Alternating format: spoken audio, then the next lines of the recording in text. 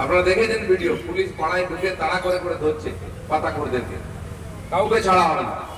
আর যদি দরকার হয় এনকাউন্টার হবে, গাড়ি করে যেমন হয়েছে পালাতে গিয়ে। সেটা আমি পরিষ্কার বলে দিচ্ছি, খড়গপুরের মানুষ শান্তিতে থাকতে চান, তাই বিজেপিকে জিতিয়েছেন, বিজেপি সরকার হয়েছে।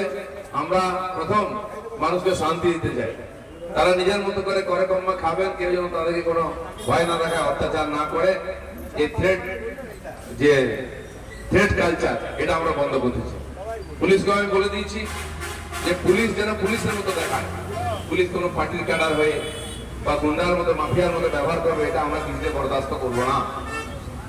আর এই ধরনের কোনো কমপ্লেন হলে সেটাও আমাদের জানাবেন, তার সমাধান আমরা করবো। খড়গপুরে আশপাশের থেকে এসে, অন্য রাজ্যের থেকে এসে ডাকাত গুন্ডা বদমাশদের দাপিয়ে বেরিয়েছে, পুলিশ সব জানার পরেও কিছু করেনি। এবার কিন্তু পুলিশ তার কাজ শুরু করেছে। অনেকে হয়তো কমপ্লেন করছে পুলিশ বাড়াবাড়ি করছে, পুলিশ একটু বাড়াবাড়ি করুক। গুন্ডা মাফিয়াদের বাড়াবাড়ির চাইতে পুলিশের বাড়াবাড়ি একটু ভালো, তাহলে বাকি শান্ত থাকে। পুলিশকে পুলিশ হিসাবে কেউ দেখে নেই, ভাই পার্টির ক্যাডার ছিল ওরা, নাহলে গুন্ডাদের ভাই ছিল, এর থেকে উদ্ধার করতে হবে।